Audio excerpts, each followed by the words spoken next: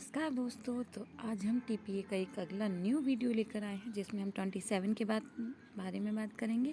तो आइए स्टार्ट करते हैं। 27 क्या कहता है? 27 में बताया गया है कि एक व्यक्ति को सशर्त अंतरण ऐसे अंतरण के साथ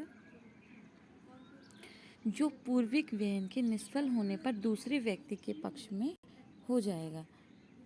ये जो बात कही गई है कि इसमें ये बताया गया है कि एक व्यक्ति को सशर्त एक व्यक्ति को ऐसा अंतरण किया जाता है जिसमें कहा जाता है कि पूर्विक व्यय जो पहले व्यय किया गया है उसके निष्फल हो जाने पर, अगर वो निष्फल हो जाएगा तो दूसरे व्यक्ति के पक्ष में चला जाएगा। आगे हम देखते हैं तो आगे क्या लिखा हुआ है। आगे है कि जहाँ की संपत्ति अंतरण से उस संपत्ति में कोई हित एक व्यक्ति के पक्ष में सृष्ट किया जाता है। जहाँ की संपत्ति अंतरण से उस संपत्ति में कोई हित एक व्यक्ति के पक्ष में सृष्ट किया जाता है और उसी समव्यवहार द्वारा उसी हित का कोई परतर व्ययन उस अंतरण के अधीन पूर्विक व्ययन के निष्फल होने की दशा में किसी दूसरे व्यक्ति के पक्ष में किया जाता है। वहाँ पूर्विक व्ययन की निष्फलता पर परतर व्ययन प्रभावी हो जाएगा यद्यपि वह निष्फलता अंतरक द्वारा अनुसाधित प्रकार से ना की गई हो। इसमें सीधी सी बात है, इसे हम एक एग्जाम्पल के माध्यम से समझते हैं कि जैसे किसी ए नामक व्यक्ति को कोई ज़मीन दी गई। ए नामक व्यक्ति को कोई ज़मीन दी गई और कहा कि जब एक शर्त लगा दी गई कि जब तक अगर तुम इस प्रकार से बारिश हो जाती है, कहा गया कि अगर बारिश हो जाती है तो ये संपत्ति तुमसे बी को चली जाएगी और ये पूर्विक व्ययन समझा जाएगा। ये पश्चातवर्ती व्ययन है। एक संपत्ति है तो एक संपत्ति ए व्यक्ति को दी गई और कहा कि अगर बारिश हो जाएगी तो ये संपत्ति बी को चली जाएगी। अगर बारिश हो जाती है तो संपत्ति बी को ट्रांसफ़र हो जाएगी। परंतु इसमें जो एक और बात कही गई है कि बी को ट्रांसफ़र भी कब होगी?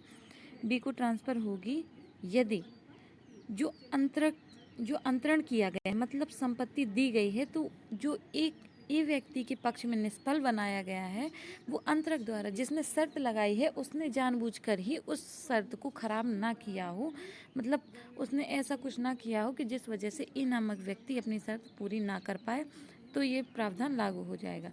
इसे त्वरित प्राप्ति का गतिवर्धन का सिद्धांत कहा जाता है 27 को। और विधि का नियम है कि व्यक्ति को दी गई चीज़ जल्दी से जल्दी मिल जाए, इसलिए ऐसा कहा जाता है। आगे देखते हैं, इसमें एक किंतु है। किंतु जहाँ की समव्यवहार के पक्षकारों का आशय यह हो कि पूर्विक व्ययन के किसी विशेष प्रकार के निष्फल हो जाने की दशा में ही परतर व्ययन प्रभावी होगा। इसमें यह है कि अगर पूर्विक व्ययन है जो पहले व्यय किया गया है वो विशेष प्रकार से निष्फल हो जाए, कोई सामान्य प्रकार से नहीं, विशेष प्रकार से निष्फल हो जाए तो अगर वो विशेष प्रकार से ही निष्फल होता है तभी वह परतर व्ययन लागू होगा, नहीं तो वह उसी पूर्विक हित बना रहेगा। जैसे कहा गया कि कोई स्पेशल चीज़ कहेगी कि जब स्पेशल कुछ ऐसा हो जाएगा, स्पेशल डे पे कुछ ऐसा हो जाएगा काम, तभी ये संपत्ति उस दूसरे व्यक्ति को जाएगी। यदि वो विशेष कार्य हो जाता है तो संपत्ति का परतर व्ययन हो जाएगा, अन्यथा नहीं होगा। ठीक है दोस्तों, तो आगे ये दृष्टांत बताए गए हैं 1 और 2, आप इसे देख लीजिएगा। अगर आपको कोई लगता है कि इसमें पूछने की ज़रूरत है तो आप मुझे पूछ सकते हैं। इसमें ये जो लाइन लिखी हुई है ये आप लोग के समझने के लिए लिखी हुई है कि पहला अंतरण शून्य हो जाए तो दूसरा लागू हो जाता है। मतलब वही बात जो मैंने बताया कि पहला अंतरण यदि शून्य हो जाता है तो दूसरा लागू हो जाएगा। पर विशेष कार्य अगर कहा गया है तो विशेष कार्य के होने पर ही कार्य होने पर ही परतर व्ययन लागू होगा। तो थैंक यू दोस्तों, आज के लिए सिर्फ इतना ही। अगर आपको कुछ लगता है तो आप कमेंट बॉक्स में लिख सकते हैं कि मैं और कुछ सुधार कर सकती हूँ वीडियो में। Thank you, bye bye.